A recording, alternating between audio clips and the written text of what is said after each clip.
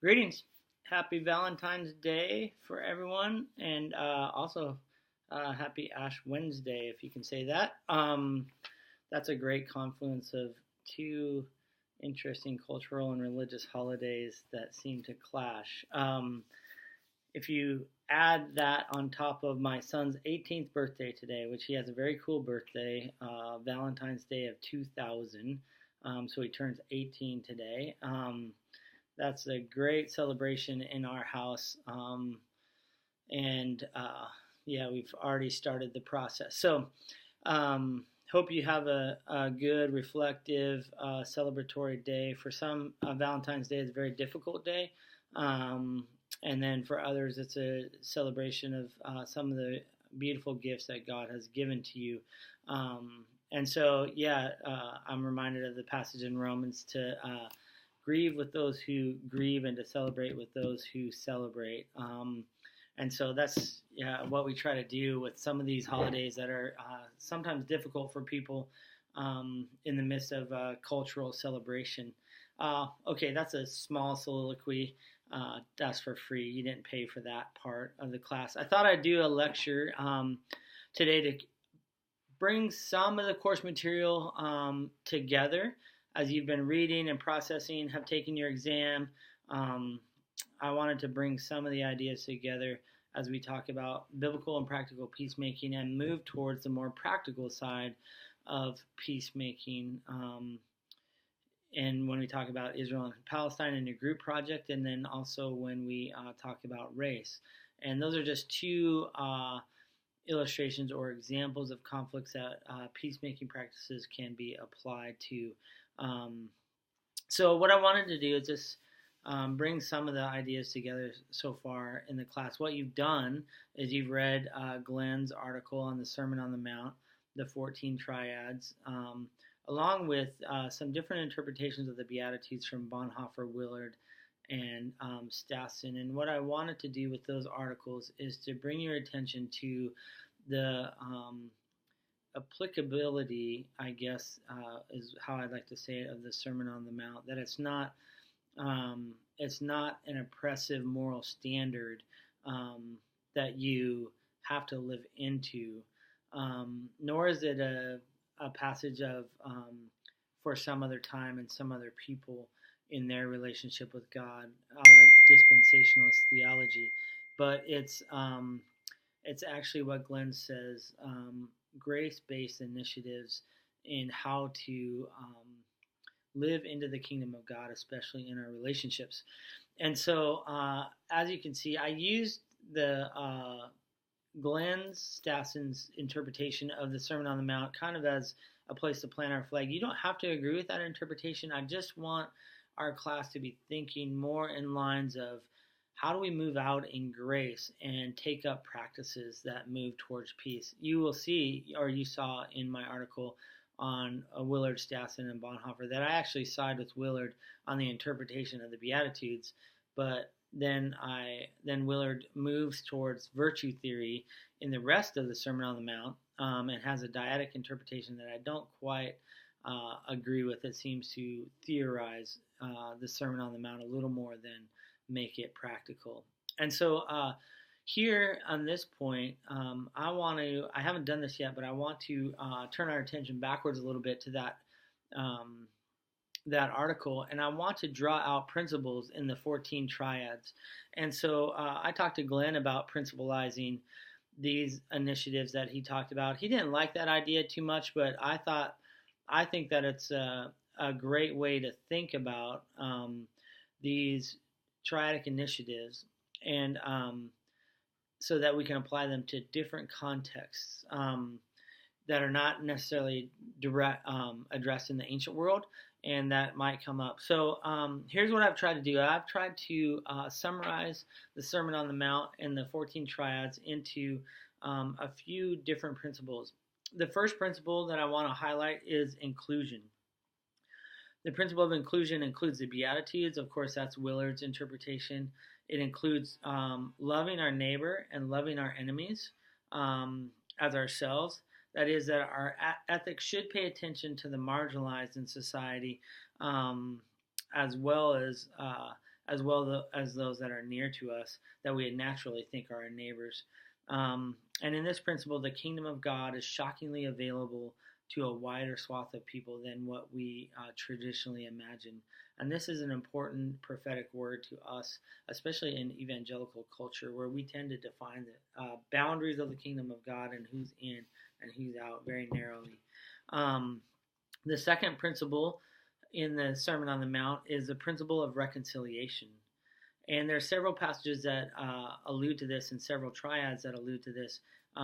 You shall not kill, the passage on divorce, the passage on retribution, eye for eye, the passage again on loving your enemy, and the passage on not judging.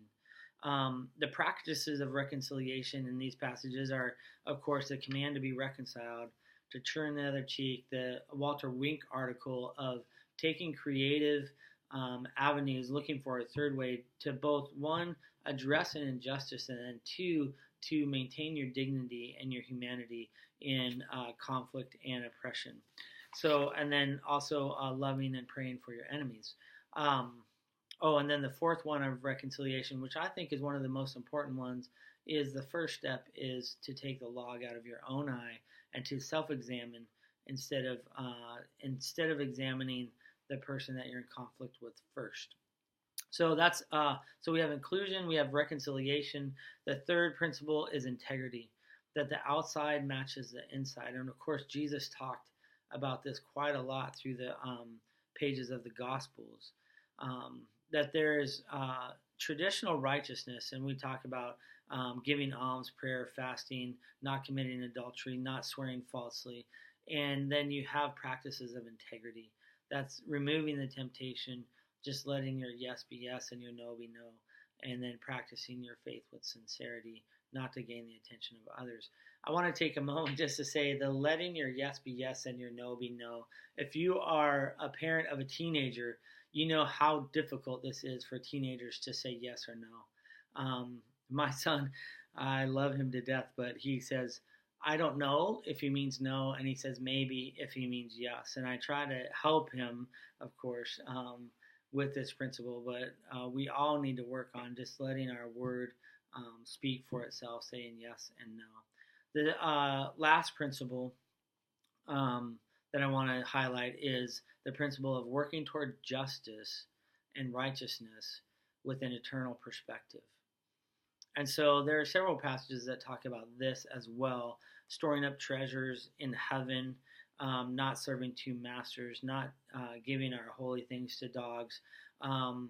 Those traditional righteousness, and then your practices of justice are storing up treasures in heaven, seeking God's kingdom first while we practice justice and righteousness, and then making God the center and putting your trust in Him alone. And so we work towards justice and righteousness, but as you're seeing in Miroslav Volf's book, there's an element of hope. And some of you have knocked on the door of one of the questions that I have on Volf's book is, why doesn't he talk about the resurrection a bit more? He talks a lot about the cross, and that's an important aspect of Christ's redemptive work in the world, but it's not all of Christ's redemptive work in the world.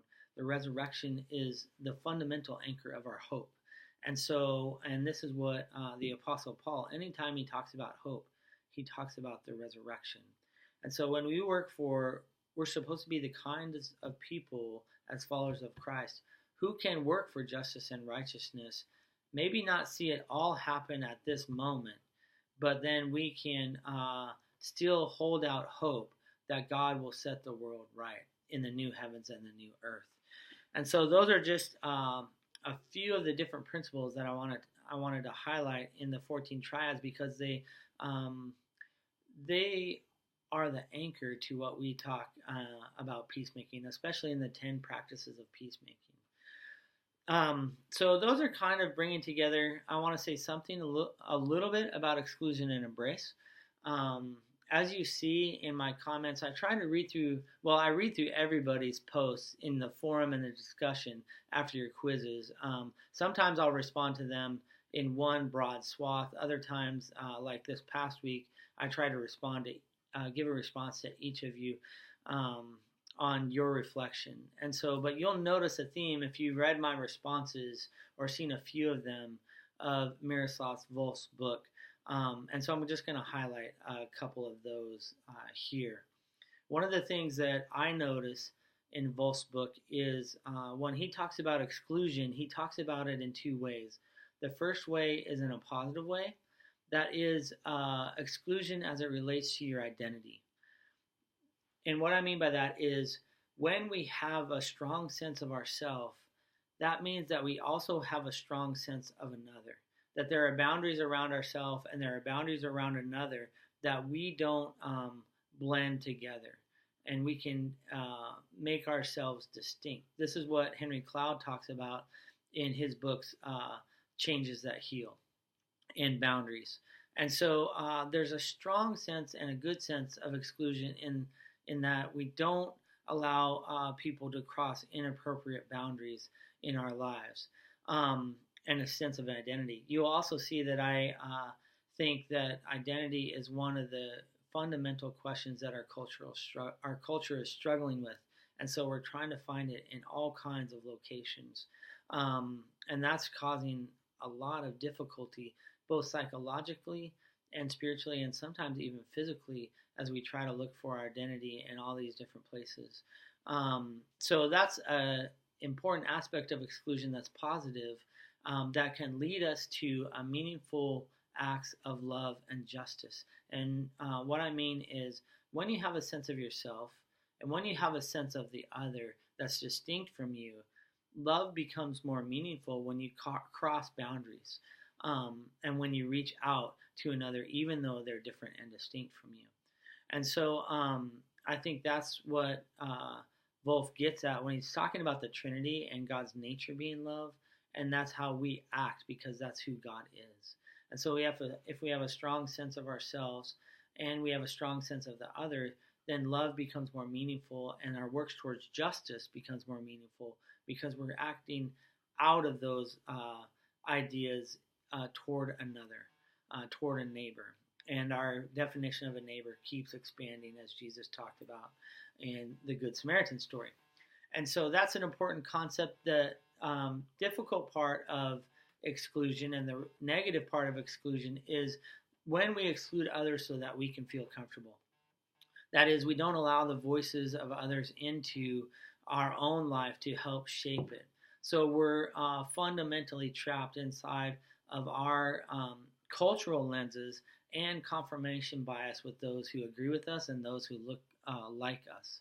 And so this is an important concept. This is what Jesus gets at with the Pharisees, that they've created boundaries that are artificial and have begun to exclude people out of the kingdom of God. And Jesus is very intentional about moving in the direction of those people and showing them love because they've been excluded. And that's the negative side of exclusion for Volf.